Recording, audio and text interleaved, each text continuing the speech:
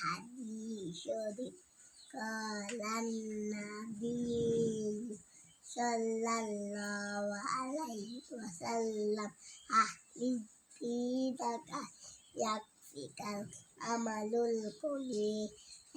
1 নম্বর হাদিস শরীফের অর্থ, তোমার ইমান কাটি করো, অল্প আমালই নাজাতের জন্য যথেষ্ট হইবে।